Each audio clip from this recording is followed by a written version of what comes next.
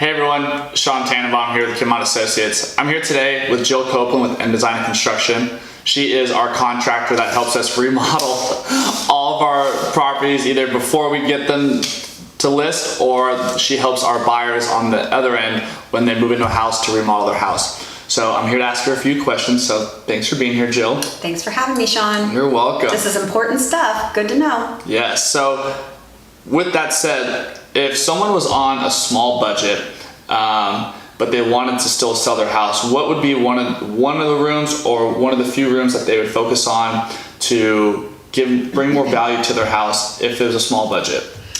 Okay, first, I think the most important thing is to have a clean, decluttered home before you can even start to figure out what room it is that you're going to enhance. But always go with the first room they walk into, because that is what, when you come through your front door, that's what the people who are potentially going to be your buyers, they're going to see that. So the best, most economical thing to do is have a clean home and then fresh paint and freshly clean carpets.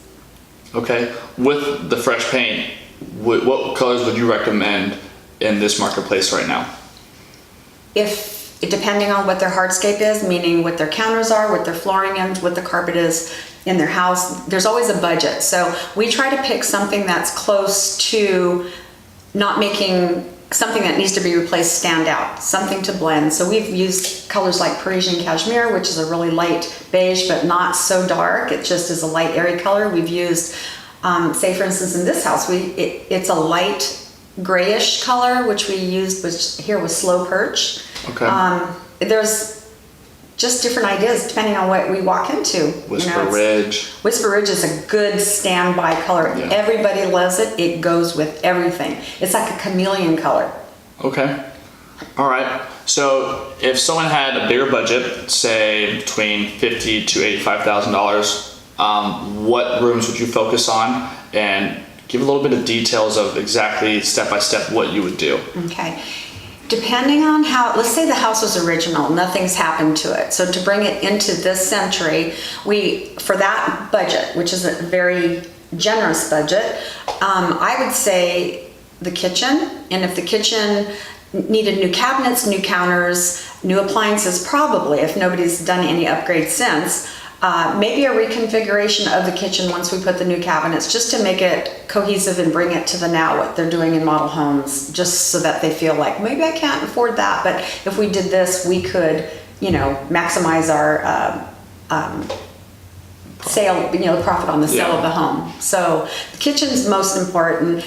Probably the next thing would be the master bedroom and bath. Okay. Usually the other rooms are like boxes anyway. You've got flooring and walls. So fireplace, those are inexpensive upgrades to do also. And you've got to have some sort of wow factor to it so that when the people do come through, they want to see the rest of the house. They want to see, wow, this is updated, what's next? And if it's generally a nice floor plan, then great. Sometimes we all put our minds together and say, we might have to pop a wall out to make it an open concept. And that's kind of a really good upgrade for people to do. And we did that in this house that we're in right now. Yes, we did. We're sitting right here.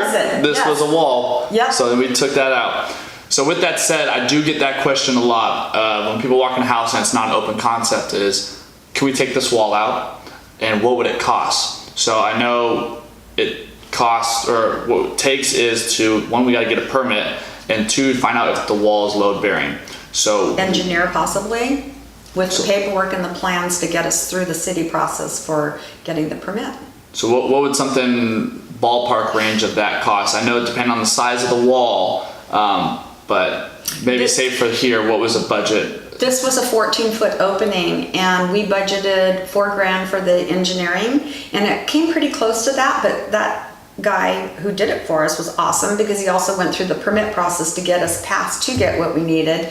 And then the material and labor portion of it, because we had an engineered beam that went in. Yeah. So you're probably into it realistically without being price gouged, probably for like maybe $8,000, which is probably the best $8,000 we've ever spent for this particular remodel. Yeah, because that $8,000 opened up this floor plan, made it open concept. When buyers walked in, it just wowed them, and that $8,000 got us a lot for our asking price and for what we will be closing on this house.